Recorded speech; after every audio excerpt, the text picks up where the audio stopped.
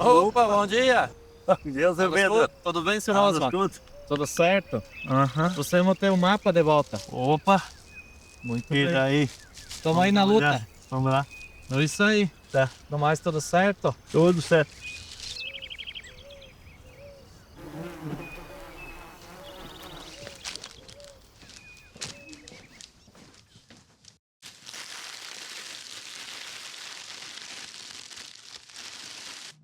Irmã Terezinha, ela desenhou esse mapa. E com tanta inteligência, né? E cada região, uma outra cor, né? Pega a nossa região do Rio Forte, Chapecó e Itapiranga, né? E que era nosso interesse saber. Uhum. Porque Nesse período, né, Osmar, era o período da ditadura militar, né?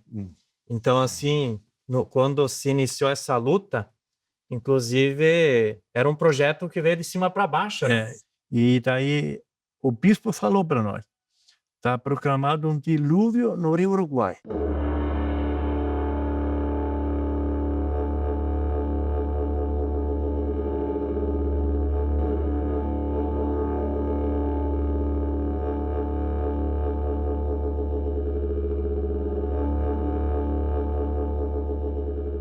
Mas na época, nós, os atingidos, não tinha informação. Como é que foi conseguida essas informações? Porque estava lá em Erechim, né? Sempre nos convocaram para a universidade lá e para nós informar sobre esse projeto da paragem. E lá, um funcionário lá da universidade, ele conversou com um funcionário da Eletrosul, que era amigo dele, e eles foram de noite lá e abriram e trouxeram todas as informações da Eletrosul e xeroxaram. Aí eles tinham essas informações. E daí, em cima disso, nós orientávamos o povo, as comissões, em que ano ia acontecer cada barragem, né? Que altura, né?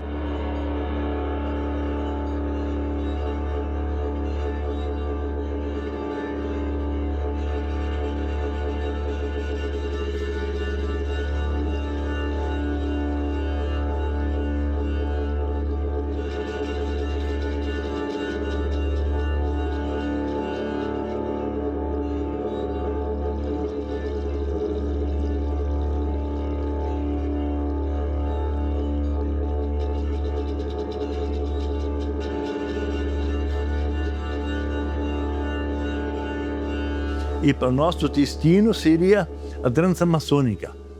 Nós íamos ser expulsos ali para as grandes empresas e nosso povo trabalhador, que nós ia ganhar terra lá em Rondônia, lá na Amazônia, para nós manjar essas terras de novo para as grandes fazendas se instalar. Né? E nós era para servir de mão de obra barata. Né? O bispo falou para nós, e se vocês não lutarem contra esse projeto faraônico, povo calado é que nem um sapo embaixo do pé de boi. Ele não pode mais falar.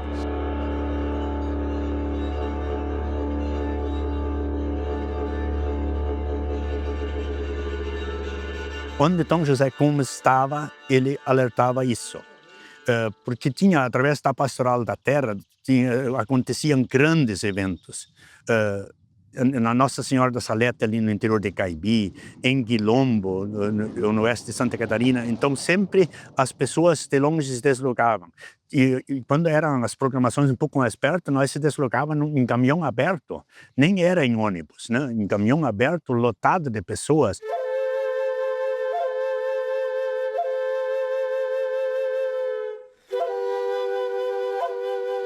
Então nós todos estamos unidos, de fato, para impedir que esse dilúvio da corrupção, esse dilúvio da miséria e o dilúvio da água que vem roubar as nossas vilas, as nossas comunidades, as nossas capelas, que vem roubar as vossas terras.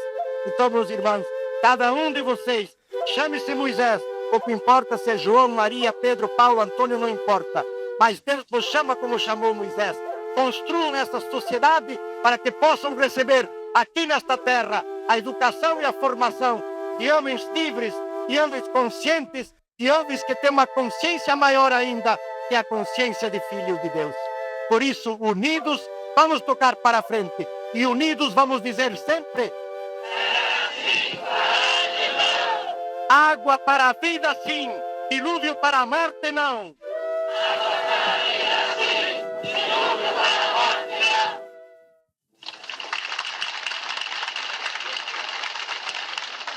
O propósito de divulgar a existência desse projeto foi muito em função do Dom José Gomes, que realmente vai ficar na memória dessas pessoas que até hoje estão lutando contra esse projeto.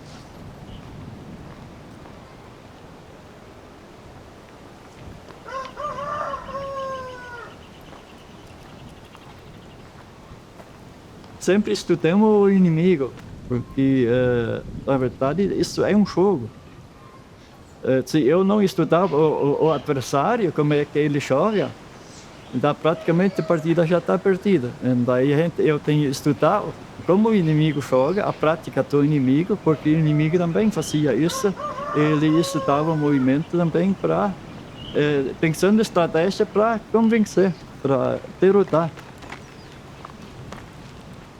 Fizemos muita formação em liderança, para tudo ter clareza. E sempre foi feita uma análise também, análise de conjuntura, e sempre vendo como a empresa age, como ela se organiza para convencer os prefeitos, para convencer a região, os atingidos, para eles poderem entrar e avançar e fazer as paragens.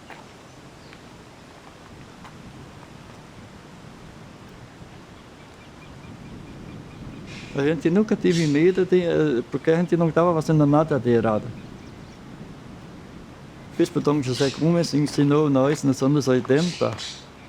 Se tu está defendendo o Rio Uruguai, está defendendo a natureza, tu está defendendo as histórias, está defendendo as comunidades, e está defendendo a terra que é de vocês, não precisa ter medo. Na época, a Eletrosul era um inimigo. Um dia escutamos uma entrevista de um engenheiro da Eletrosul, dando uma entrevista na Rádio Itapiranga, que iriam vir aqui na nossa região fazer estudos, perfurar rochas, estudar a possibilidade ou não de se construir a barragem de Itapiranga. Aí o meu pai logo colocou preocupação.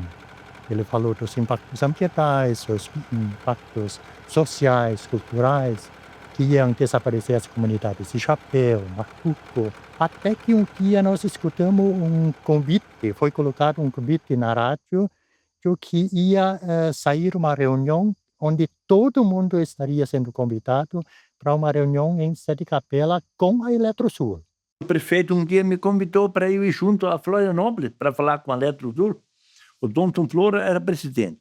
Eu disse, não, prefeito, nós moramos aqui, nossa terra nós mantemos, se a Eletrosul quer falar com nós, que elas venham para cá.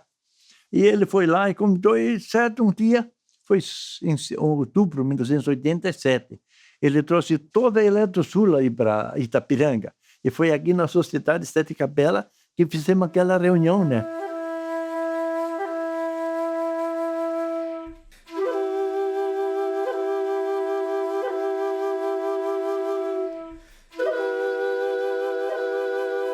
...840 pessoas assinaram a ata naquele dia, presença, livre de presença, né? Quando a Eletrosul falava do projeto, como é que iria ser, benefício para o povo e tantos megawatts de energia, daí eu puxava um documento e mostrava para eles o contrário. Informações que nós temos da própria Eletrosul, que fala o contrário que o senhor está falando. O senhor tem vários mapas ali, então o senhor não vai abrir nenhum mapa do projeto. O senhor vai abrir o mapa, o destino desse povo. Onde é que nós vamos parar? Onde é que nós vamos ter a nossa igreja, nossa escola, nossas propriedades, nossas casas? Nós não temos profissão para ir parar na cidade. Nós precisamos terra. E daí começou aquela folia, parecia ser um filme de terror, né? Ia acontecendo. Todo mundo levantando, gritando e mandando os caras embora. De repente embrulharam seu mapa, a turma da Eletrosul e foi embora, né?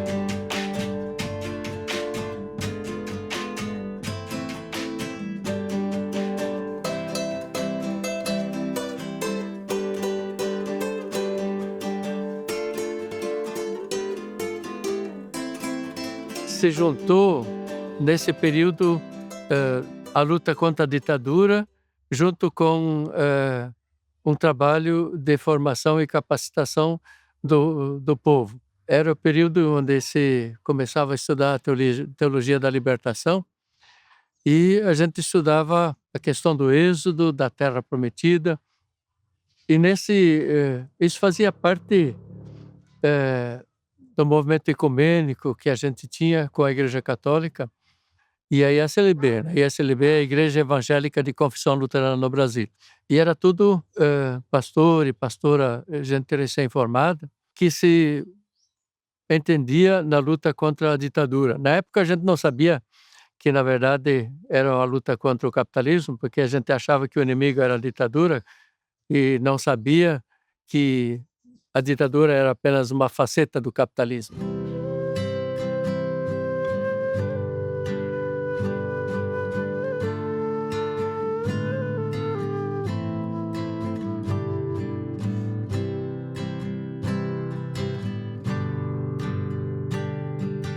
Então nós discutimos o projeto do Evangelho, como Jesus era da classe camponesa, né? Porque no Antigo Testamento, Deus, Javé, ele opta pela classe camponesa escrava no Egito, para, a partir da classe camponesa, construir o seu projeto político para a humanidade, a partir de uma opção de classe. Porque a elite, né, a classe dominante, não quer construir nova sociedade, porque eles estão muito bem dentro do processo de exploração de classe, né? Então, essa capacitação teórica, porque havia uma formação teológica e política, criou uma consciência de classe. Então surgiu o MAB, 79, início de 80. Depois, mais tarde, 84, surgiu então o MST. E ali no meio surgiu o movimento das mulheres camponesas, que na época tinha outro nome, né? Então isso despontou por causa dessa ideia de Dom José Gomes e também do nosso distrito eclesiástico Uruguai, de fazer trabalho de base e capacitação teórica com o nosso povo. Nós recebemos a formação junto à Igreja Católica através da Pastoral da Juventude, e daí por 77, 78, 77 na verdade, foi criada a Escola Básica aqui na comunidade. E ali, claro, um número grande de jovens, inclusive pais, se matricularam para começar a ir na aula, porque eles queriam fazer com que a escola básica viesse para a comunidade. Então, isso foi um marco histórico para a nossa comunidade, nós conseguir, naquela época, o ginásio. E esse ginásio fez com que muita gente estudasse. Por exemplo, eu voltei a estudar aos 17 anos de idade, e quando eu tinha 21 anos eu me formei na 8ª série. Isso para nós, na época, era que nem uma faculdade hoje. E até para o desenvolvimento das lideranças na comunidade, isso foi fundamental.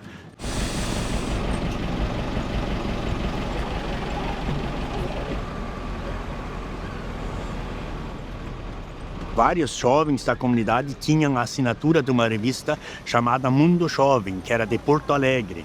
E nessa revista tinha vários itens assim, que davam uma formação mais crítica para a juventude, e nós utilizávamos muito isso até na discussão dos grupos de jovens.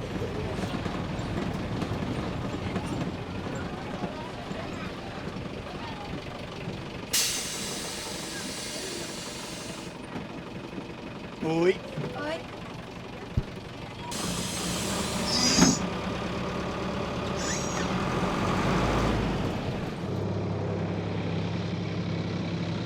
Tem tantas coisas assim muito bonitas que aconteceram, né? Porque hoje era uma situação, amanhã era outra. E justamente porque ia nos atingir a comunidade que nós temos, e com isso nós ia, né?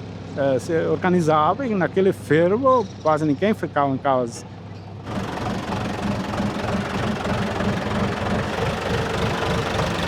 Enchia o ônibus. O ônibusinho ali de 40 passageiros, colocava 80 para ir para a luta, né? No início a gente até participou, foi em cima da carroceria de caminhão, né? Enchia caminhão que não se mexia mais ninguém ali, de tantas pessoas que tinha em cima, né? E depois foi com um ônibus, e daí com o passar do tempo, né, que eu adquirindo carteira de motorista, no caso, e daí eu me pegava no volante, levava o pessoal, estava na peleia, ajudava ali, isso aqui era muito assim motivado e animado, que o povo junto ia estar dando força para um para o outro, e assim nós enfrentamos a luta, né?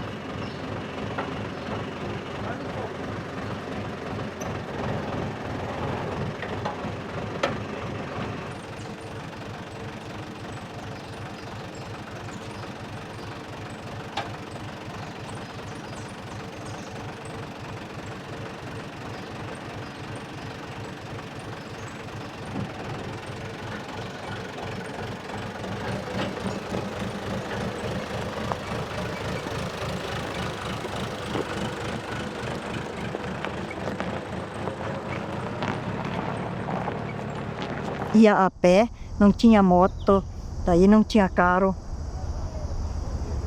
Depois pegar um caminhão, na época era um Mercedinho, carroceria alta. E daí a gente foi. E foi nesse tempo, sol, chuva, frio, não tinha nada. Traga a bandeira de luta, deixa a bandeira passar. Essa é a nossa conduta, vamos unir pra mudar. Traga a bandeira de luta, deixa a bandeira passar. Essa é a nossa conduta, vamos unir pra mudar. Temos um projeto novo, a cidadania no Libertador. Não fique aí parado, se junte a moçada, é nessa que eu vou. Você jovem consciente.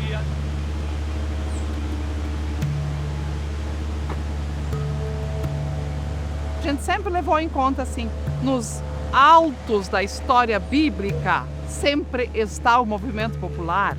Em toda a Bíblia, sempre as mulheres estão muito fortes, muito fortes. Toda essa leitura feminista da Bíblia sempre caminhou junto nas barrancas aqui do Rio Uruguai. Eu nunca esqueço de uma mulher, eu não lembro ter ouvido ela dizer, mas ela teria dito olhando para a barragem de Itaipu.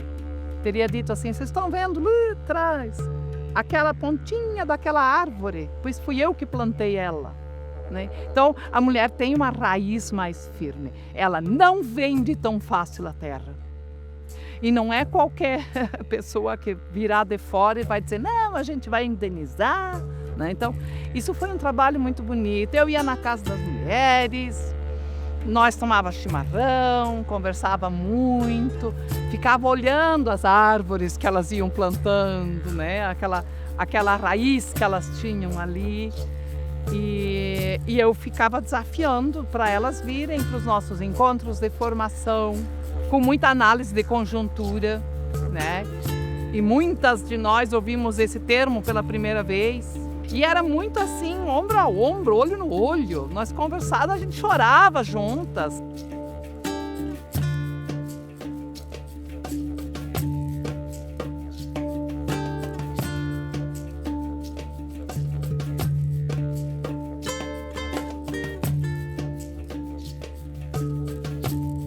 Nossas comunidades só tinham presidentes, homens, tesoureiros, secretários, né? Muitas vezes um senhor quantas vezes eu participei disso? O senhor é escolhido como secretário porque a mulher dele é boa na escrita. E aí a gente começou a dizer, então me traga a mulher dele, vamos conversar que ela assuma, né? Eu lembro de mulheres que disseram, a fulana de tal, ela não pôde mais vir para os encontros de formação, onde geralmente a metade eram mulheres, porque o marido dela acha que ela está aprendendo muita coisa. E eu lembro que para chamar a atenção e para trazer jovens, para trazer as mulheres que não estavam acostumadas a falar dessas coisas, a gente fazia teatro, a gente cantava. Quando surgiu aquela ideia, então tá, vamos fazer um festival de música. E eu disse, e poesia. Isso bateu muito forte. Nas comunidades, muitas vezes se pedia, vamos cantar aquela que foi cantada no festival. Nós estamos aqui para realizarmos o terceiro Festival dos Artegidos com barragens adesiões. Convidamos para corporates com seus jurados da cidade de Pipos, a pastora Lola.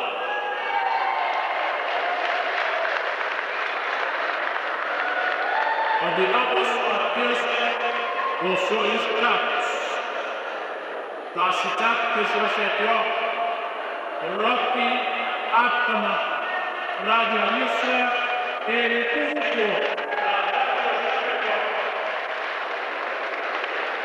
Nós vamos trazer da cidade de Montaí o Chocone de Oliveira com a música Promessas. O rio Pai está sendo ameaçado, sendo tracado por toda a região. Mas é aqui, ninguém faz baiade, por bem desiste que me dará do rio. Peço licença, meu irmãos, para trazer minha mensagem. Talvez seja muito jovem, mas não me falta coragem para denunciar as injustiças que ameaçam tantas vidas pela construção das barragens. Nós temos que ter bem claro que isso não é que só foi, como é que se diz, flores. Tinha ações também. Num daqueles eventos que nós voltava de um encontro lá com esses caminhões, o pessoal já vinha preparado de casa, com marreta, com picão, com enxadão, e na volta paravam, onde tinha esses marcos já tinha estabelecidos pela empresa que estava fazendo as pesquisas, paravam os caminhões, todo mundo descia, e isso virava um aglomerado de gente, e tiravam todos esses marcos de Mundaí até Itapiranga, por onde esses caminhões, essas pessoas passavam, paravam e destruíam esses marcos para demonstrar a insatisfação e para demonstrar uma ação que realmente causasse algum impacto, né? Isso a gente se veio lá de Palmitos para baixo, descendo até Itapiranga, arrancando todos os postes que tinha ali à frente. E a gente sabia, com martelo e tudo, a gente arrancava. Um poste de concreto baixinho, com niquelado, com números em cima. Primeiro disseram que não podia arrancar. Nós até amassamos esse niquelado, com martelada, sem número, batemos em cima, chocamos para o Rio Uruguai ou para o fogo. E os postes em pedaços nós fizemos. Então, dessa forma a gente lutava.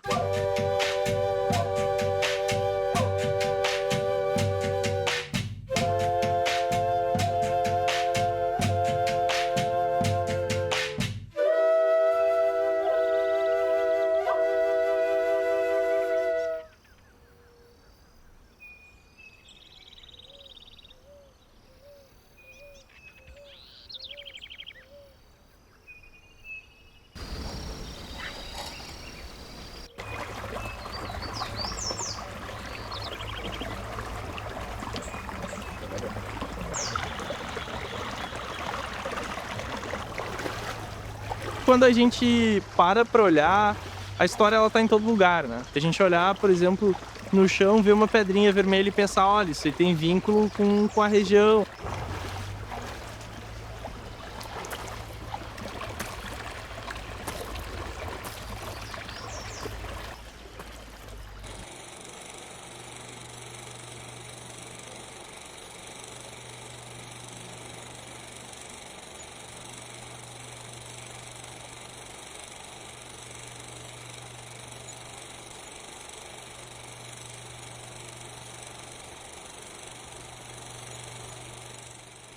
A colonização de Porto Feliz, ela é uma decorrência da colonização de Neuwittenberg, no Rio Grande do Sul, que hoje se chama Panambi.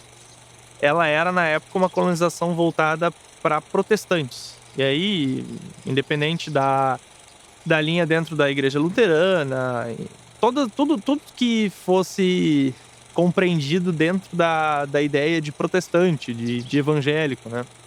A grande diferença é que Mundaí vai ter um maior número de imigrantes de origem alemã, imigrantes vindos diretamente da Alemanha ou que passaram pelo Rio Grande do Sul antes, depois foram se assentar em Mundaí.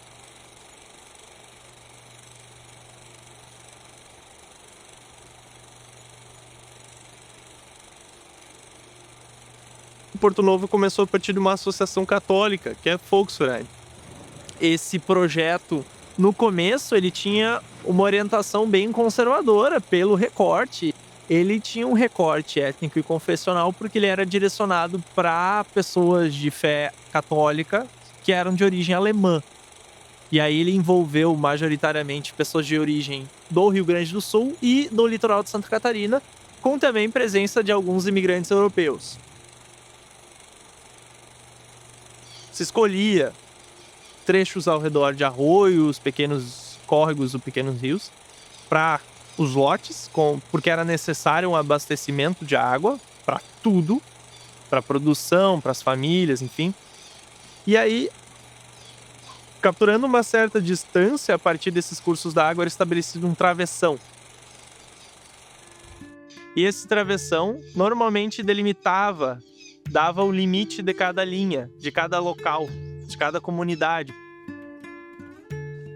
Esses números de lotes, todos eles encaixam naquele plano geral feito pelos agrimensores. Exato. Cada ponto desses que partia do travessão tem uma marcação para o fim e o começo de cada lote, né? Sim. Até dar no arroio, onde também tem uma marcação do fim. Sim. Aqui assim, mais ou menos, que era o eixo da barragem, e o projeto original era de 57 metros de altura, né? Então, isso ali, essa parte aqui, ó, isso aqui, tudo ele iria ficar debaixo da água. Esse mapa, ele não representa só uma coisa, assim, técnica da colonização, da propriedade, de quem tem cada lote, quem teve depois daquele outro. Mas ele representa também esse vínculo que existe, essas pessoas que são vizinhas, que são amigas, que são familiares, que depois se mobilizaram contra a ameaça que existia de que, de repente, elas teriam que sair daí, que elas iam perder essa terra, que elas iam perder toda essa relação. No começo, Porto Novo surgiu como um projeto de uma colônia fechada. Ela tem uma orientação bem conservadora, e aí, pelo menos nos anos 30, 40 e 50, são muito fortes partidos de extrema-direita na região, como pode ser citado o caso do integralismo, da Ação Integralista Brasileira, e aí nos anos 50 o Partido de Representação Popular, que é uma sequência histórica, os dois, ambos eram dirigidos pelo Plínio Salgado, e aí nos anos 70 há uma mudança dentro da Igreja Católica, que passa-se a ter uma linha mais popular, e aí em Chapecó vai ter o Bispo Dom José. Em Itapiranga, uma série de padres também orientados nessa linha, como o padre Oscar Pull. E esses padres vão estar vinculados a esses movimentos de base, que lá nos anos 80, frente à ameaça da construção de uma hidrelétrica, vão trazer para cá essa mobilização do que na época era o CRAB, e um precursor do MAB, com uma primeira mobilização lá em Santa Fé Baixa, aqui em Itapiranga, na propriedade do Afonso Schmitz, em torno de uma mobilização contra as barragens. Isso vem de uma própria reorientação dos padres, que são a principal figura, a principal liderança local.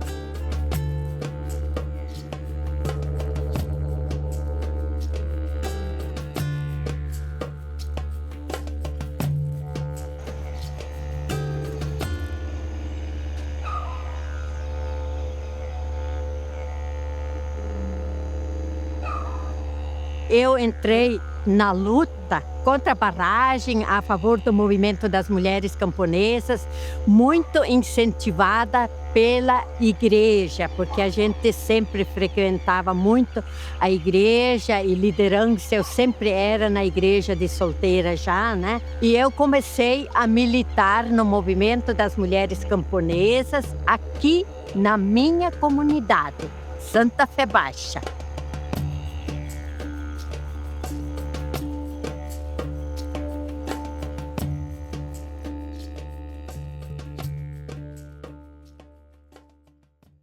nesse espaço aqui, na década de 80, tinha uma grande mobilização. Foi a primeira mobilização contra a construção da barragem de Itapiranga, que aconteceu aqui no nosso potreiro. Mais de 2.000 pessoas reunidas durante um dia inteiro. Todo mundo trouxe lanche e tudo junto, e as autoridades falando, incentivando o povo, conscientizando para lutar contra a barragem.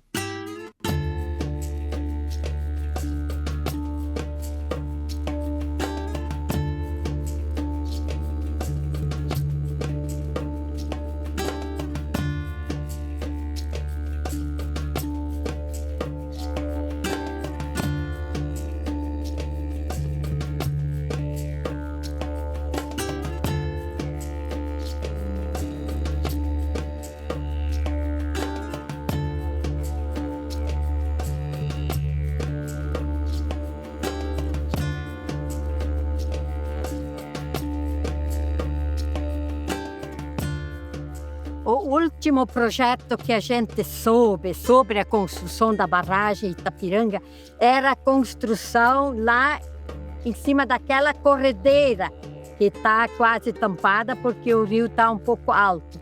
Ela ia ser feita ali, não dava nem para imaginar.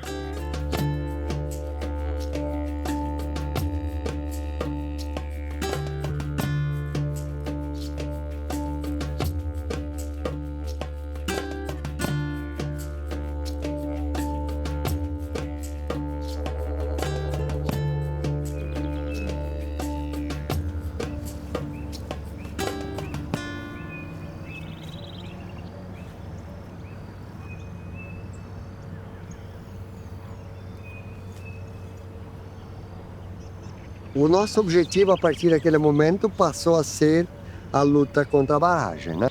Porque todo mundo entendeu, pô, mas isso aqui é nosso, é nosso. Depois é onde nós nascemos, nós conhecemos vizinhos, afinal, né?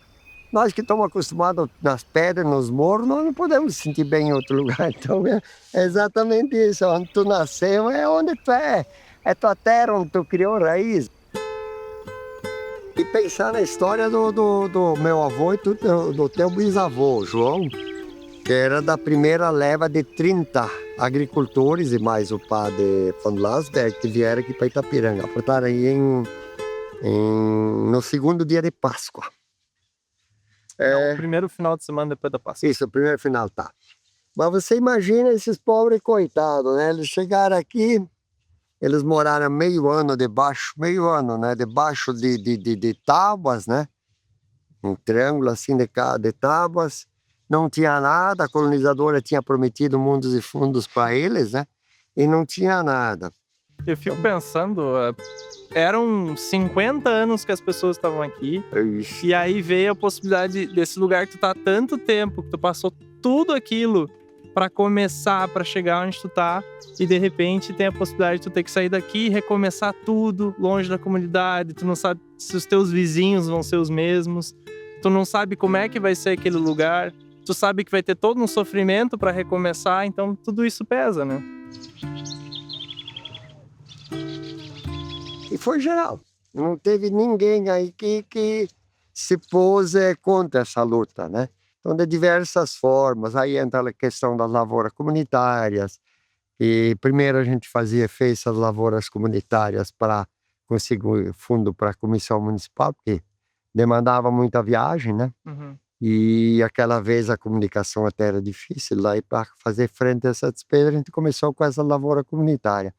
Alguém na comunidade cedia uma área de terra para se fazer uma lavoura, e o fruto dessa colheita, então, era usado para a comissão municipal, né? Todo mundo trabalhava? Sim, o pessoal ia em peso. Você fazia o almoço de meio-dia, se fazia uma galinhada. Olha, eu acho que se alguém passasse nas casas, podia ter roubado em todas as casas, não tinha ninguém em casa. Ia todo o pessoal lá. Então, você fazia... Isso era a coisa mais linda que tinha, né?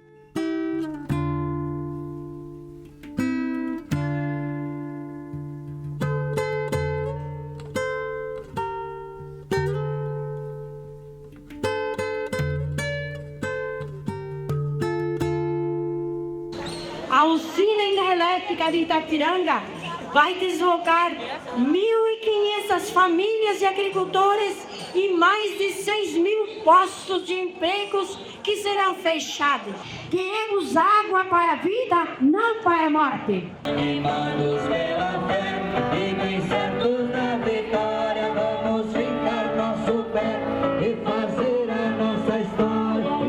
O que existe aqui, se nós deixar construir a barragem, é uma desgraça para nós futuramente.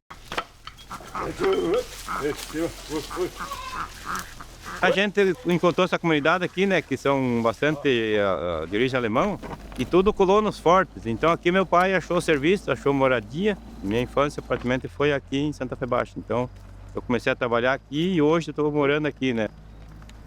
Meu pai nunca foi na igreja, assim, não é? Ele era católico, mas nunca ia na igreja, né? Ele fazia os crença dele era caseira.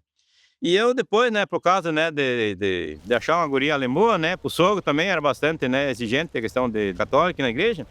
E depois eu fui me dedicando um pouquinho mais, né, fui indo mais na igreja e depois no dia me deu a oportunidade de eu ser ministro. Quem vai fazer um pouquinho diferente hoje do comentário, e vai ficar um pouquinho da estatística, né, da agricultura. A produção rural é responsável pela seguinte produção: 67% do feijão, 91% da cebola. Daí, de vez em quando, né, fazia alguns cultos em alemão, né, empolgava, né, a comunidade, às vezes tinha gente, né, de fora, então aquilo foi me levando, né, ao ficar como ministro, né, era bem apoiado também pela comunidade, até que veio esse negócio, né, do envolvimento, né, seriamente contra a barragem. Vocês sabiam? Vamos pegar desde que nascia vários arredatais aqui na nossa comunidade. Gentes de outra raça como eu, preto, né? Hoje nós temos poucas famílias. Aqui dentro temos um que outro. A maioria que estão aqui presentes são brancos. E vocês sabiam que todos nós, vocês, estão ameaçados à extinção. Aí eu comecei a questionar, né? E contra a barragem, né? No meus depoimentos, né? Nos meus sermão, como diz o católico, no meu sermão, a minha parte, às vezes, eu pegava mais, né, falando contra a barragem do que o que estava no Evangelho, né? A nossa ainda não foi feito nada, né? Nem a licença prévia, nem a licença de construção, nem a licença de operação, nada. Aqui, praticamente, nós chegamos a levantar da cama cedo, antes que os caras tinham a barragem assinada nos papéis.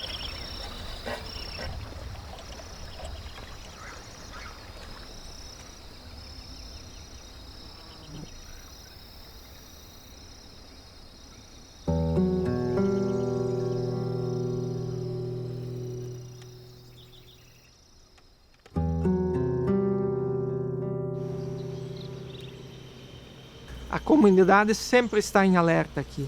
Então, pela sua origem, quando alguém estranho entrava em nossa comunidade, a gente ficava com o pé atrás, ficava de olho.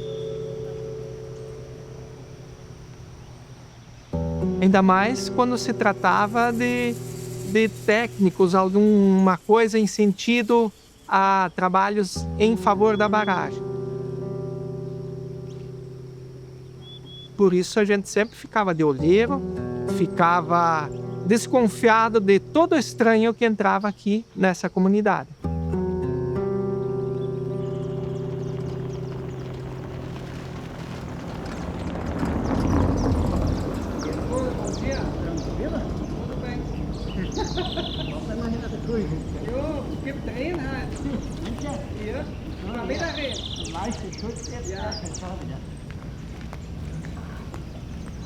Alguns pontos tinham telefone, mas era por ramais. Tinha um número de telefone aqui e daí era distribuído por fio e ramais.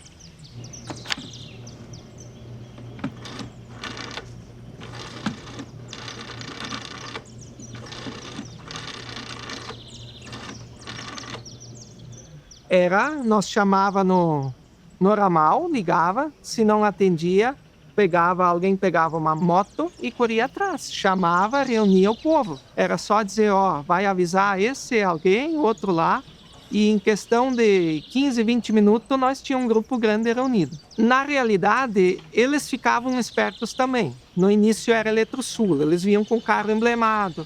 Então, como isso chamava muita atenção, o olhar batia em cima, eles começaram a agir também com com carros de terceiros, às vezes usavam universidade ou outras empresas para fazer o trabalho deles. Então sempre, por isso que a gente desconfiava de todos.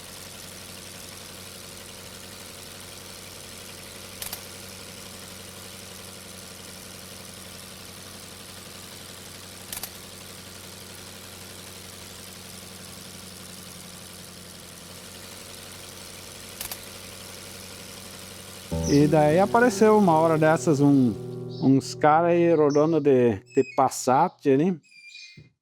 Nós queríamos saber quem que era. Daí corremos atrás, eles estavam na vila ali. Daí nós paramos eles, interrogamos eles e conversamos. Daí eles explicassem o que estavam fazendo, né? Tem bastante foto. É sempre um mais diferente que a outra. Não são iguais. Tem até fotos que tem açude em cima.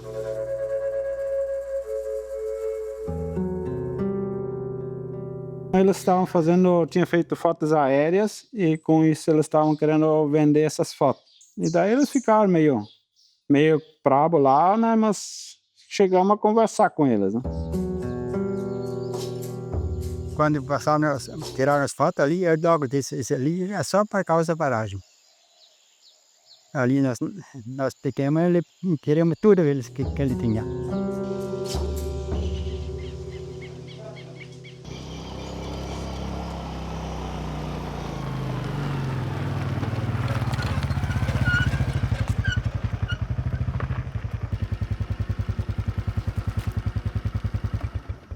De Itapiranga até a nossa comunidade já estava cheia de marcas. Essas marcas faziam uma flecha que era para dizer onde que subia, onde que passava, de cor laranja. E eles vieram para cá e falaram para nós que eles queriam fazer uma caminhada, um projeto de caminhada, saindo de Itapiranga até Florianópolis. E fazendo essa caminhada todo santo, desconfia. E além disso, eles também tiveram azar. Quando marcaram as setas, eles foram no caminho errado.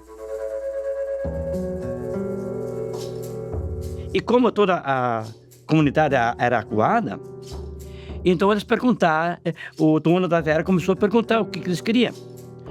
Que não era questão de paragem. E aí os caras começaram a falar bem da paragem. Eles começaram a falar que era importante uma paragem, que a paragem trazia produção e começando a defender a paragem.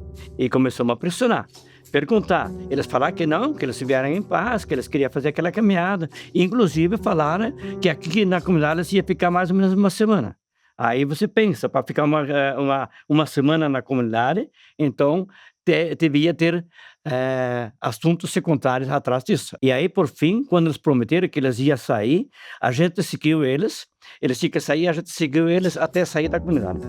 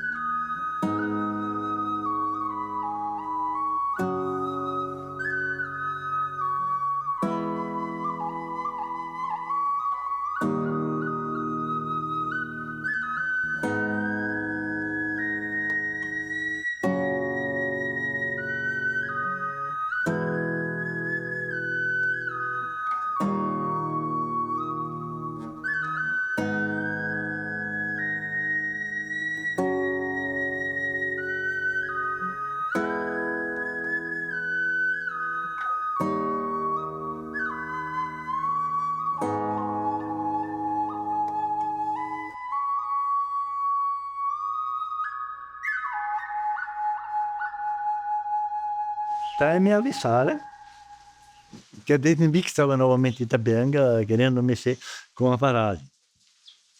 Daí fizemos de noite uma reunião aqui na minha casa. Daí combinamos, né, que eles queriam vir lá na prefeitura. Descobrimos tudo isso antes, né? E daí nós organizamos, né? Que vamos lá, todo mundo, com trator, com caminhão, com carro, e vão com faixa e tudo, e vamos se organizar.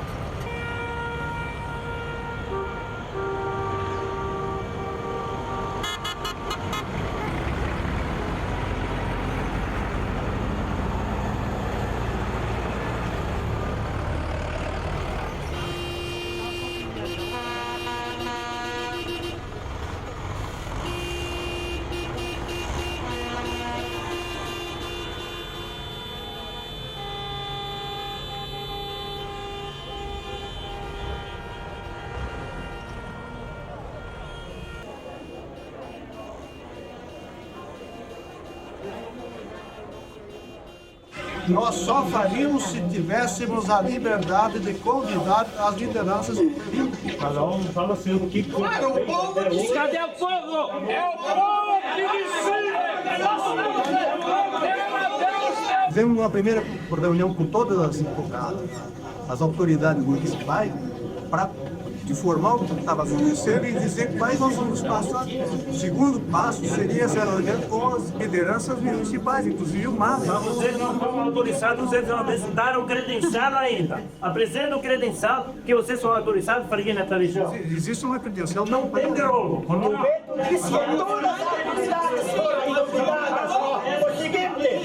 Tu disse que todas as autoridades foram convocadas, o presidente do sindicato daqui não foi convocado. Do meio do governo, vocês cancelam a nossa vida, vocês constroem a nossa morte, vocês cancelam a nossa atividade. Com todo o procedimento que está sendo feito nos computadores, é o destino, o fim da nossa história. Vocês dizem, uma vez tivemos ali, o Paulo Pomar, eles dizem que eu vou querer dormir tranquilo no meu travesseiro, enquanto ele faz um projeto para destruir milhares de lares. Vocês devem ter uma pequena consciência, até um quero, se põe a sua vida em risco para defender seu ninho. Isso nós estamos fazendo aqui, isso jamais vai acontecer. Quando o agricultor quer fazer roça, não tem condições de abrir a roça, aumentar a roça, aí a lei pega. Porque quando vocês destroem todos os rios, toda a margem do rio, milhares de quilômetros de serra nativa, mata, natureza, peixe, flora, fauna, daí não tem lei. E vocês sabem que vocês deveriam primeiro e falar que ali não é possível de fazer assim.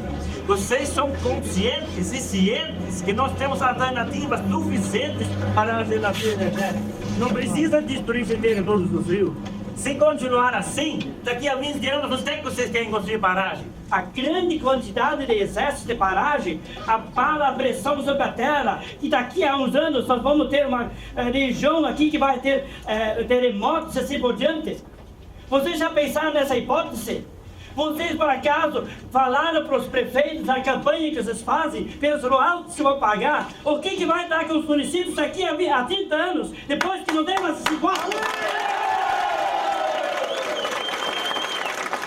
Se for viável, segue os próximos passos. Aí tem o licenciamento ambiental, não tem a licença prévia ainda, só os estudos ambientais. Ambiental é tanto que tem os membros aqui como nos prende, né? Não, deixa eu concluir. Quais são os passos? São atingidas, são indenizadas, são demanejadas.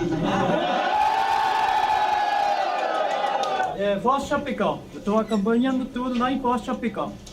A empresa mesmo está dizendo em Foz Chapecó, dentro do canteiro tem 48 famílias com direitos negados. E o senhor vem com essa conversa ali. E olha, sem vergonha.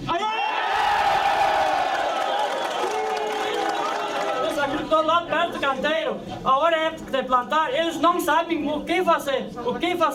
E vem ali com essas mentiras para falar para nós. O nosso povo está orientado, está organizado, eles sabem das coisas, eles sabem o que está acontecendo todo o Brasil, questão dos projetos, das paragens, e vem ali querendo enganar nós. Não tem nada. Nós estamos defendendo os nossos filhos, os nossos netos.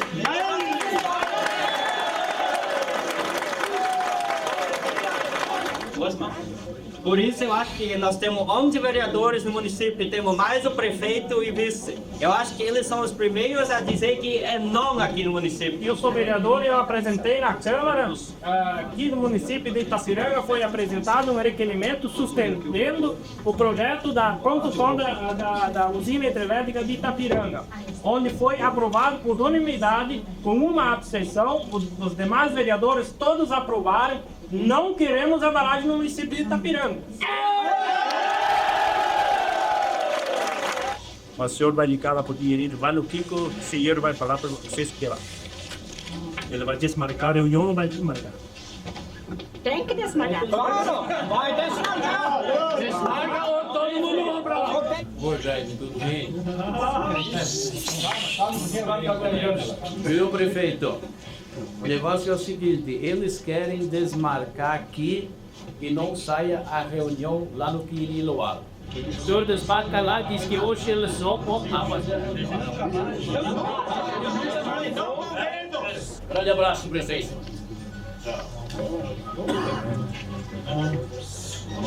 Bom dia, presidente. Tudo bem? Como é que vai? É o Flávio? Tudo bem?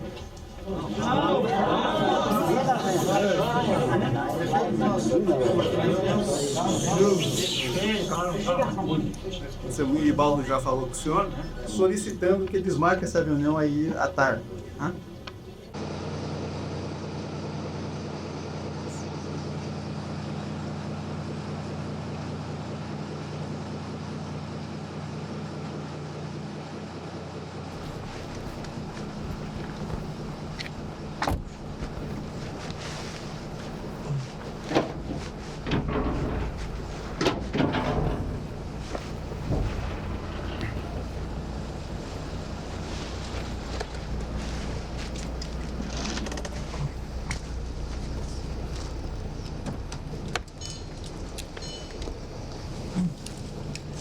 Muito bem, Rock. O rio está bem sujo hoje. Sei. Então, o rio é assim, está bastante gramatão, pescador para pescar. Ele está meio sujo, e pega mais gramatão. Ai, tá cheio o rio hoje ali. Meu Deus.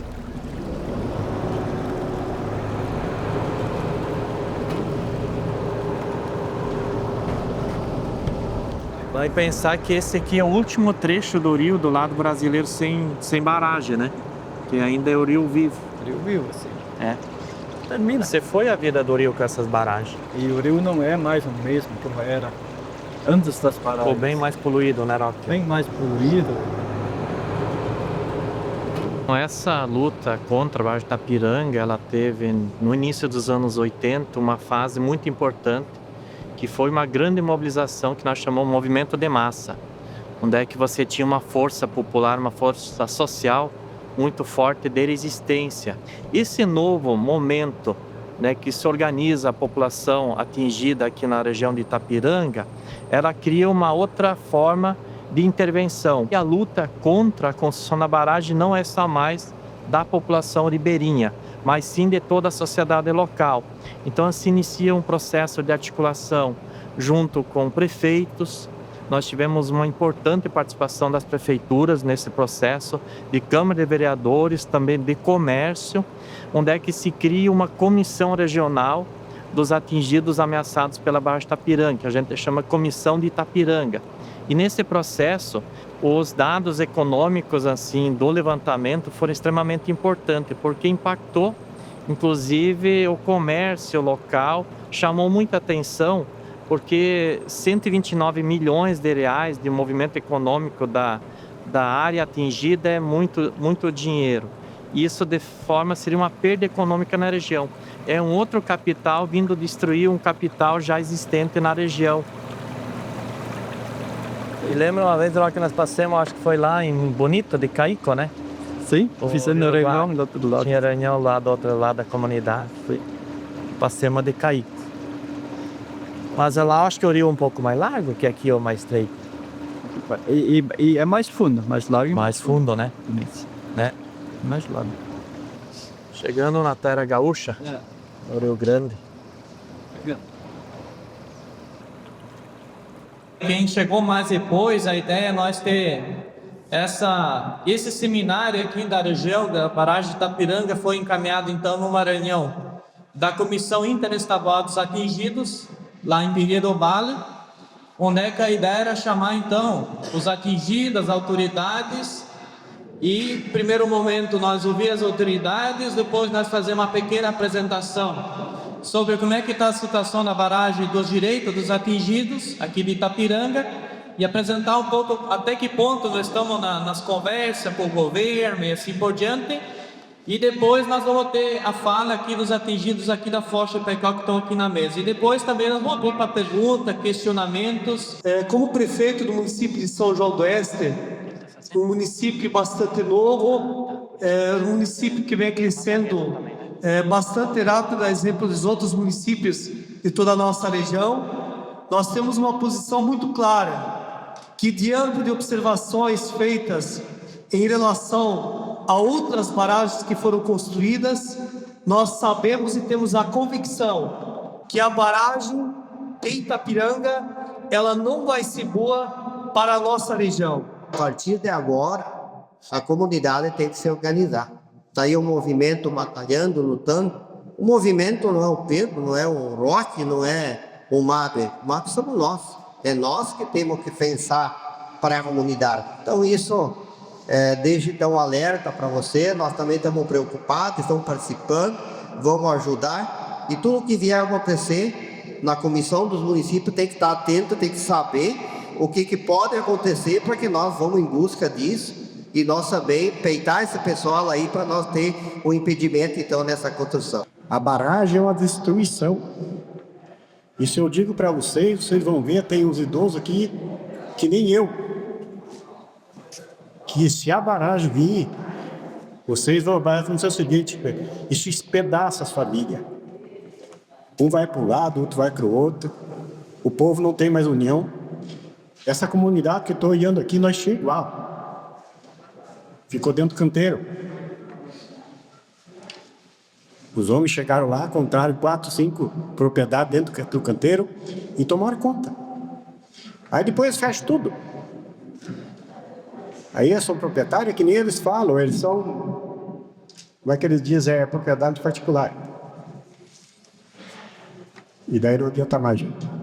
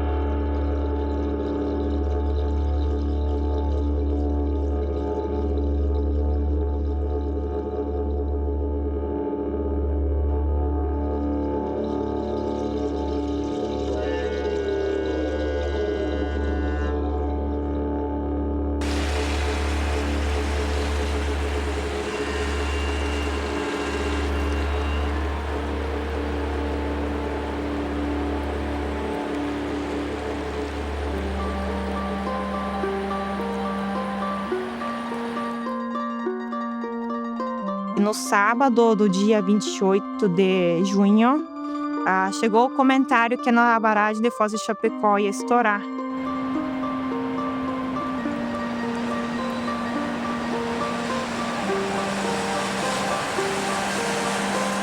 E pelo que a gente sabe, naquela época, seguraram água há muito tempo. E quando viram que não dá conta, tiveram que soltar água. E quem saiu prejudicado foram os moradores que moravam no Rio Uruguai abaixo, né? As pessoas ribeirinhas. Crescia em torno de 30 a 50 centímetros por hora. Chegou aos seus 16 metros. Em outros lugares foi 18, né? Depende do nível do Rio Uruguai. Eu me lembro sempre que naquela época a gente tentou salvar o que nós podíamos. Foi impressionante, né?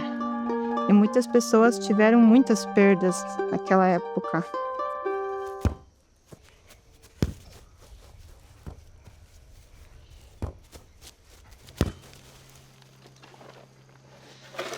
foi em torno de uns 18 anos por aí que eu entrei no movimento mais ativa depois que eu terminei meu ensino médio. Assim, sempre que é possível, eu participo no movimento. Faço com muito orgulho isso.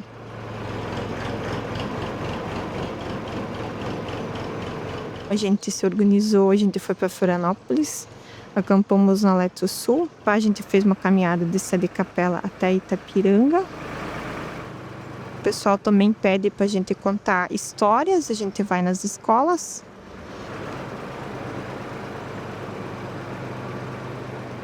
A empresa indeniza as terras. Sim, indeniza, mas o que nós vamos querer com as ribanceiras? Vamos morar lá para as ribanceiras se as nossas terras planas vão ser destruídas, indenizadas ou inundadas pela água do lago?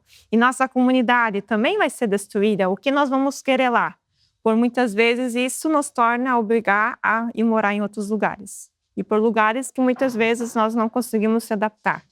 Nós não somos contra o desenvolvimento, porque hoje ninguém vive sem energia. E essa bandeira ali é que simboliza a luta dos atingidos.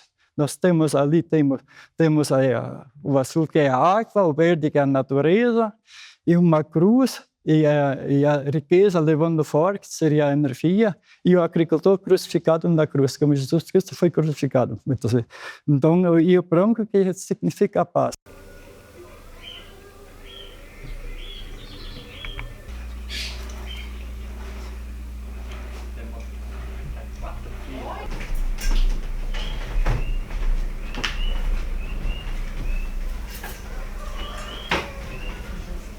Tem mandioca também.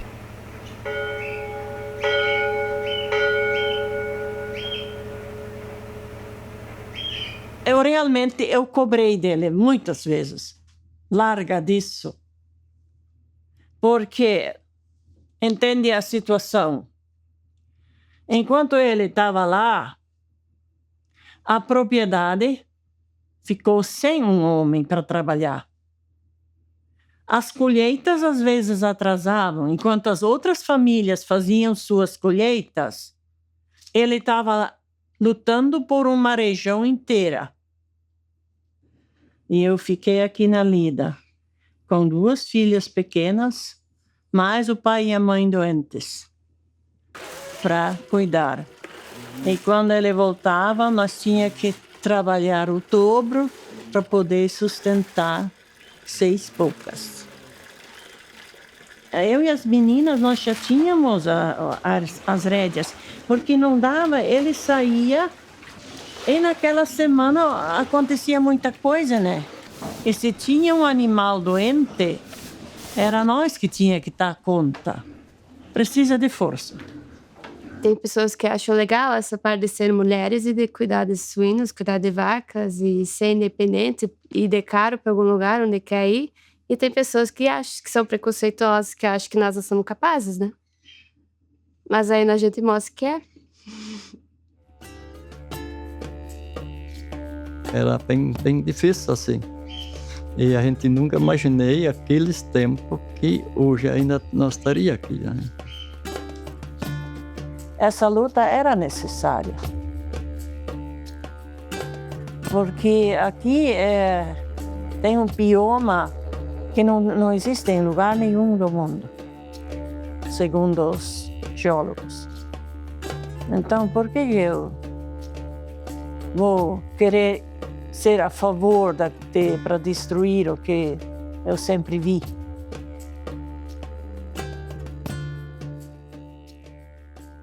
E essa pauta ali tem desenvolvimento sem paragem, a gente tem alternativas de energia que temos instalado hoje ali na propriedade, até sobra energia.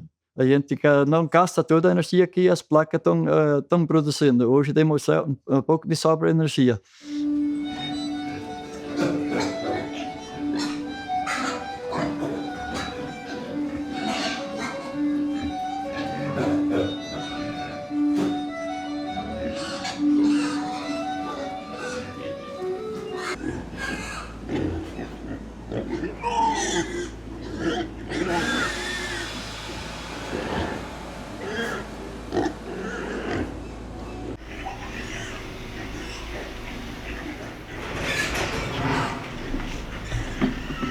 Se nós pegarmos a geração de energia, que seria possível com os 500 suínos que nós temos aqui na propriedade, produzimos diariamente uma média também, porque tem que ver que existem períodos de menos e mais, mas uma média de 1.140 litros de dejetos por dia.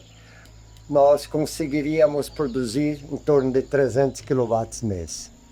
Quer dizer que gerando um superávit de 150 kW mês.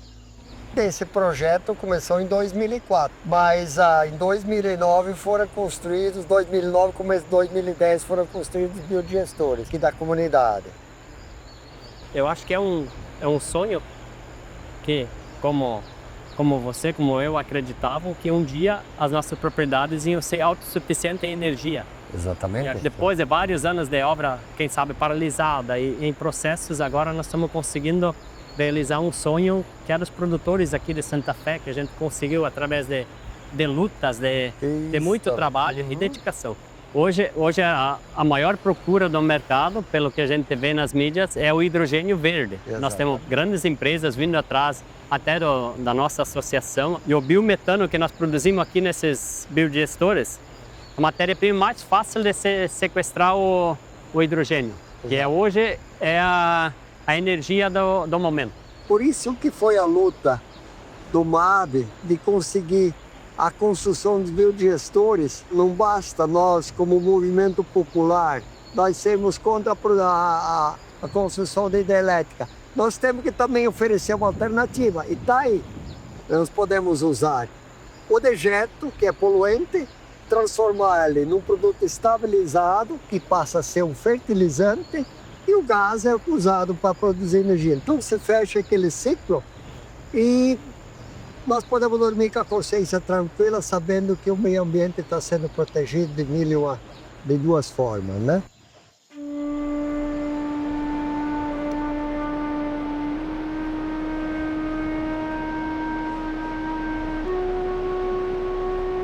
A gente pesca da Barra do Pipiri até Sete Capelas, a gente pesca. Isso dá mais ou menos 25 km. Nessa região, a gente sobe, pesca para lá, pesca para baixo. Vai atrás, né? Quando não dá aqui, se muda, depende do ponto de água, né?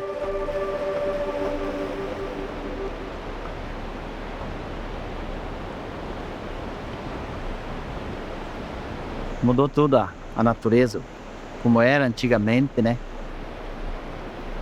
O rio se mantinha sempre baixo, só com volume de água quando chovia, né? Hoje mudou por causa das barragens, então ficou um pouco diferente, mais difícil para o pescador. Quando não tinha barragem, tu ia lá, botava o espinhal, podia botar todo ano, ter pegado dourado naquela armada de espinhal. Hoje em dia, por causa dessa alucinação da água, tu vai lá e bota o espinhal, o peixe já não passa mais ali, ele vai passar para um outro lugar. A alucinação que nós falamos aumenta e abaixa. O volume de água. Ele sobe e abaixa. Daí quando ele solta a água da barragem, enche as redes e não pega peixe. Não dá peixe. Porque as redes ficam puras, sujeiras. Não é só por causa de chuva. Isso é por causa da barragem, que prejudica muito. Arrancou quase todas as ilhas. Essa ilha que tem no meio do rio se chama Sarandi. Se forma umas toças, só que não se forma mais, elas estão indo embora. Está destruindo a nossa natureza aqui dentro do rio, a nossa ilha. O berçário de peixe é na área de preservação, dentro da Argentina, que tem os rios afluentes. O rio Pipiri ali e tem o Pipiri Mirim lá embaixo. No tempo da desova eles começam a aparecer e sobem tudo para cima. Eles vão até lá na Foz de Chapecó e eles só voltam mês de abril ou maio para baixo de volta. A maioria volta quando começa a esfriar. Aí ele desce tudo de novo, né? É só andar no rio em época que está seca, que eles não conseguem soltar a água da barragem, que sai os peixes mortos de lá. as turbinas matam muito peixe. Prejudica muito a natureza.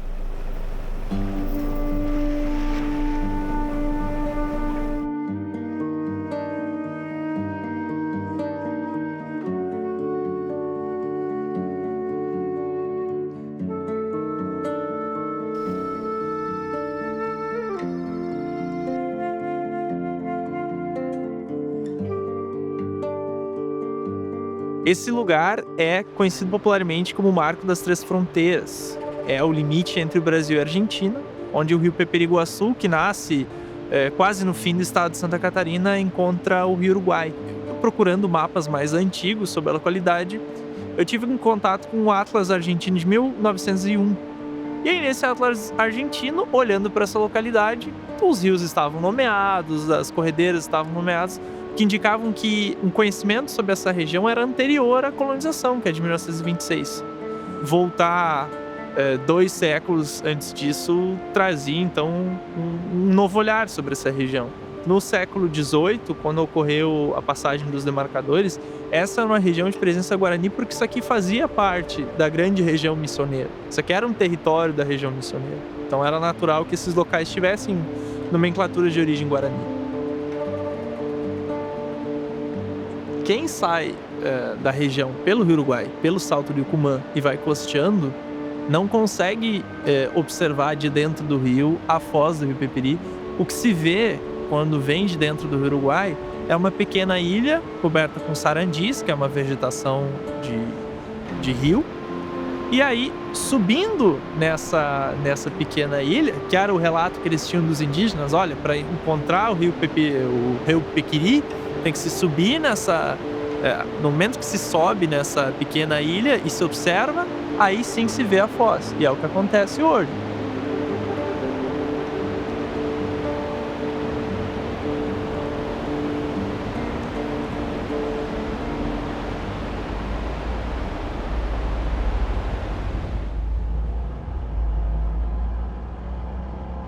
Tu lembra a primeira vez que eu vim pra cá? Nem vou te lembrar direito, né? Não lembra? Como? Tu te lembrando? Eu lembro, eu acho que foi o Rudinei que me levou um dia lá na tua casa e nós fizemos uma reunião. Eu, você, tava o Daniel da Argentina e veio o Roque também e foi colocado diante de todo mundo se podia fazer a pesquisa ou não. Daí lá todo mundo concordou, né? Tu lembra onde que nós escavamos aquela vez que foi feita a quadra? Eu acho que foi um pouquinho mais para lá. Será? Porque a terra mais escura ali. Tem terra mais escura, né? Ah, era aí aqui, né? Que aparecia um monte de material. E aqui tem bastante, né?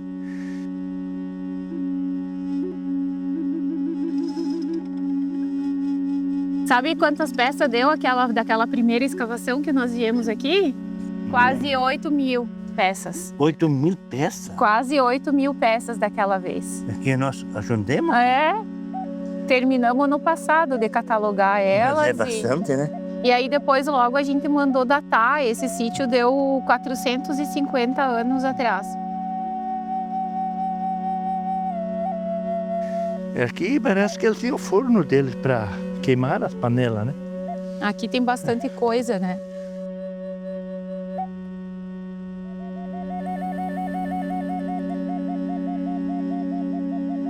Tá vendo aqui essas peças pintadas? Olha. Né? Super conservado. O outro professor falava que elas usavam essas panelas na cozinha guardar as coisas dela, né? Porque pintada em linha, né? As pinturas geralmente era para guardar líquidos, coisas assim, né? Aqui nessa região nós tivemos 2 grandes momentos assim da pré-história. Quando os primeiros pesquisadores estiveram aqui, foram datados um sítio aqui em Ervas e um lá em Itapiranga, um de 7 e um de 8.000 anos. Então esse que teve 8.000 anos foi encontrado justamente num contexto de olaria, né? Eu imagino que naquela época os moradores contaram para o pessoal, para os jesuítas, né? E aí veio o Padre Rohr e fez a pesquisa. E depois disso, daí num período muito mais recente, por volta de 1000 anos atrás, vieram outras populações. Nas terras mais baixas, aqui perto do rio Uruguai, eram os antepassados dos Guaranis e mais no alto das montanhas seriam os antepassados dos Caigangue, Xoclengue, mas mais Caigangue aqui para nossa região. Mas os grandes senhores, digamos assim, do rio Uruguai, por volta de 500 anos atrás, seriam os antepassados dos Guaranis. E é um local que o material é tão preservado, a gente tem poucos lugares assim ainda aqui nessa região, que o rio Uruguai, digamos, não tem barragem, que essa é uma das únicas partes, né? Então, para cima, vocês sabem, já não tem mais lugar, porque já está tudo barrado. E aqui é um dos poucos pontos que ainda a gente pode fazer pesquisa, né? E essa também é uma luta para nós conseguir protestar contra a barragem, porque esses sítios arqueológicos são um patrimônio nacional, né? Que não deveria ser destruído, né?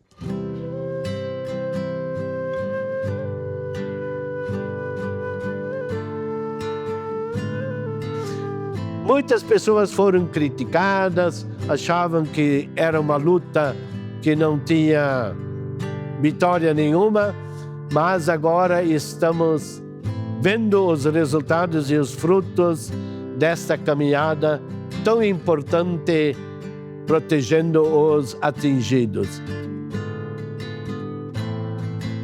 E no dia 13 de agosto de 2009, nós tivemos uma grande celebração aqui na igreja, de todos os movimentos. Me lembro aqui na frente, no altar, estava cheio de faixas, né, de todos os movimentos. E no outro dia, à tarde, antes de nós levarmos a cruz, nós a colocamos aqui na frente da igreja e o povo foi chegando. O povo, no fundo, tinha uma sede. Eles queriam saber, eles queriam ter dados. No fundo, a gente poderia dizer, eles não queriam ser enganados. O povo de Deus no deserto andava, mas à sua frente alguém caminhava. O povo de Deus era rico de nada, só tinha esperança e o pó da estrada. Também sou teu povo, Senhor, e estou nessa estrada, somente a tua graça me basta e mais nada. Também sou teu povo, Senhor, e estou nessa estrada, somente a tua graça me basta e mais nada. A cruz está sendo plantada e nós vamos invocar a bênção. Peço para que quem tem as bandeiras, levantemos nossas bandeiras. Quem está usando o chapéu, né? Levante o chapéu e o boné. Levantemos as mãos para clamar a Santa Cruz. A cruz também é sinal da vitória, porque Jesus não ficou morto, ele ressuscitou. Por isso cantamos: vitória, tu reinarás, a cruz nos salvará. Beira do rio Uruguai, está lá. A cruz de cedro, símbolo da caminhada, da luta do movimento dos atingidos. Nós juntamos uma documentação e apresentamos ao Ministério Público Federal. A promotora, na época, Maria Capucci, delegou que uma equipe do Ministério Público de Porto Alegre, de Florianópolis, fizesse então um trabalho de campo nessa região. Então nós entramos com a ação civil pública porque era um meio, um instrumento legal para demonstrar, inclusive para o governo, das contradições que os estudos estavam tendo e também de nós fazer essa discussão mais amplamente com a sociedade.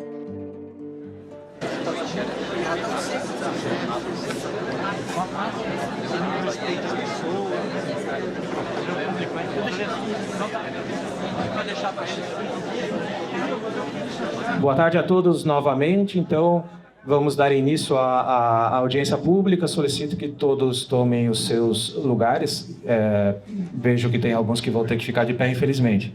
Em julho de 2012, o Ministério Público Federal de São Miguel do Oeste ajuizou uma ação civil pública contra o Instituto Brasileiro do Meio Ambiente e dos Recursos Naturais Renováveis, o IBAMA. O Ministério Público se baseou nas análises técnicas feitas pelos servidores do Ministério Público de diversas especialidades para questionar os estudos feitos pelo IBAMA, para questionar os itens desse termo de referência. A gente precisa avançar e tentar resolver um vício que é muito comum, é recorrente nos termos de referência, né? Que é delimitar a área que deve ser estudada, tendo como base apenas as referências que são dadas pelo meio físico e o meio biótico, né?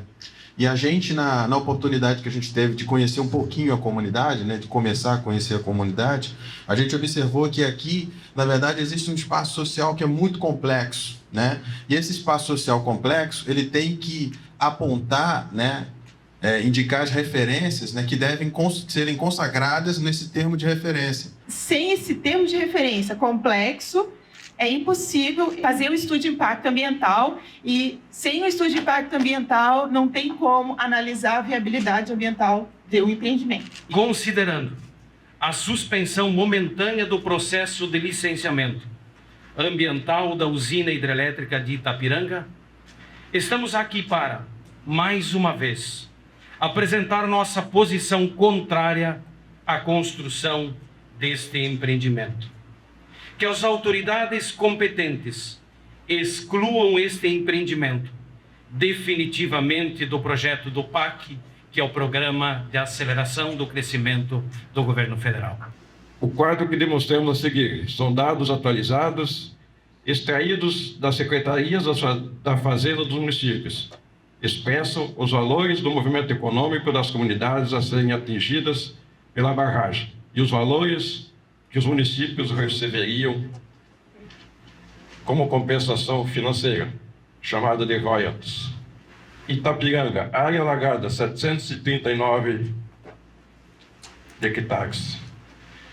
Valor do movimento econômico anual. Isso se refere só à área atingida, certo? Não do município.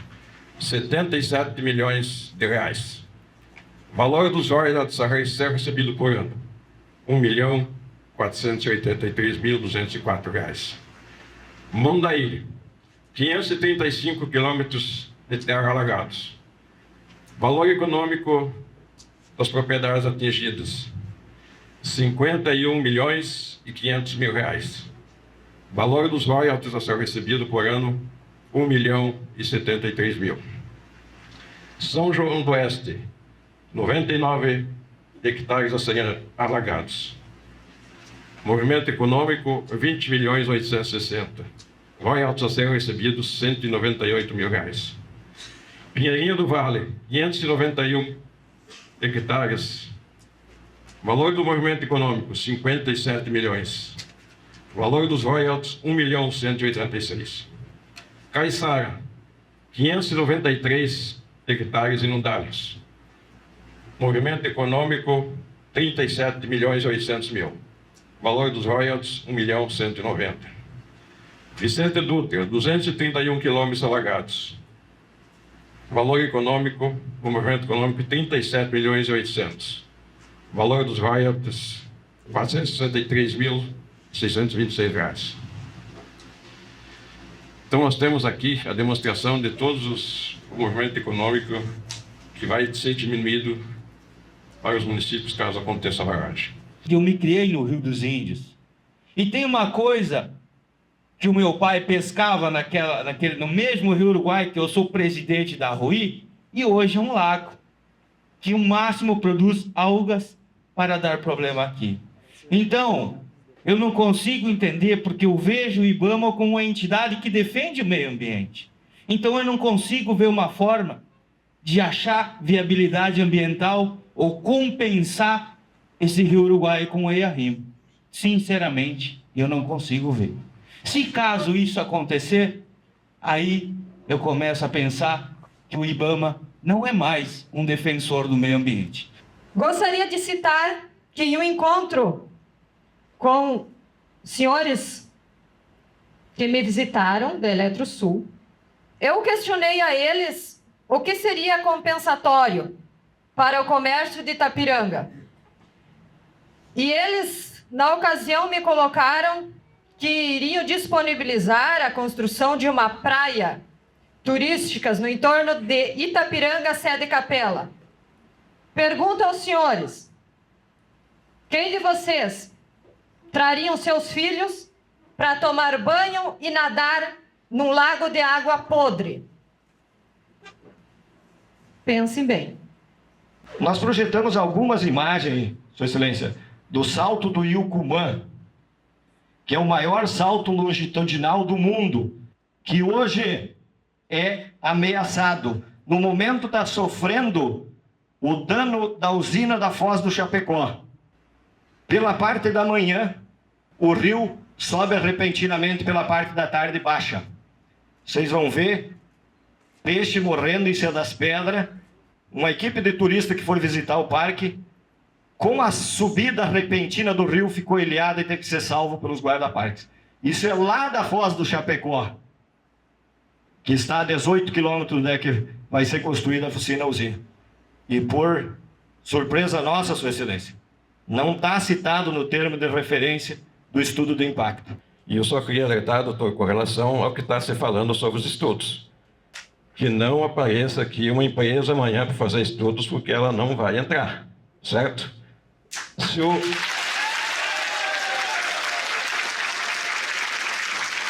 IBAMA nos convidar, todos os prefeitos da região, juntos com os representantes do MAB, das entidades que nós achávamos por bem levar, convidar por uma reunião com representantes dos atingidos, com certeza, doutor, nós iremos. Ninguém vai se furtar ao diálogo. Acho que é por isso que nós temos hoje essa audiência aqui, para iniciar uma nova conversação.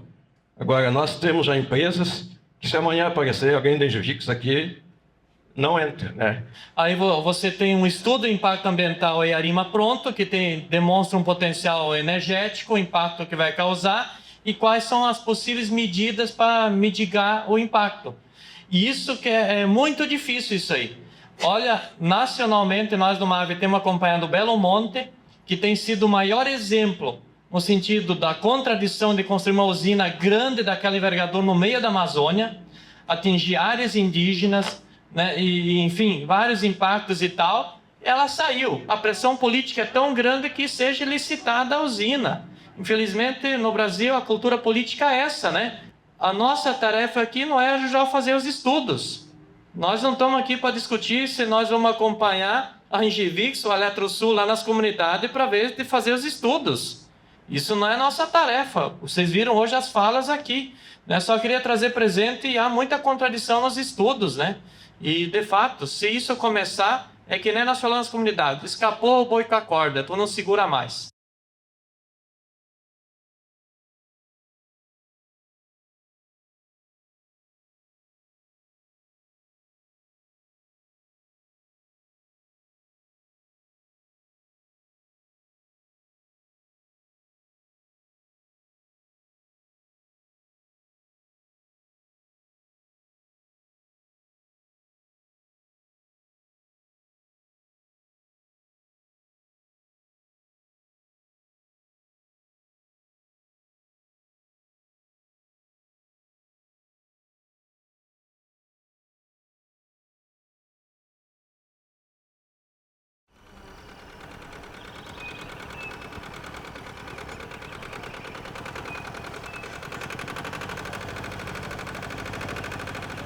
Se o primeiro projeto teria saído, seria o projeto de uma altura de 65 metros de altura. Essa árvore, nesse local, eu acho que a água teria... A gente ia perder o direito dela. Exatamente. E eu tenho que me sentir orgulhoso porque meu pai ainda preservou e deixou, porque tinha madeireiros naquela época que queriam cortar ela. E hoje eu posso dizer que essa árvore pertence ainda a esse lugar, a esse município, a nossa comunidade. A gente ficou de herdeiro com essa árvore, porque meus familiares que já faleceram. Daí fica para nós cuidar dela, e a gente cuida muito bem, porque deixa um mato para nós respirar, para o vizinho também respirar um pouco melhor.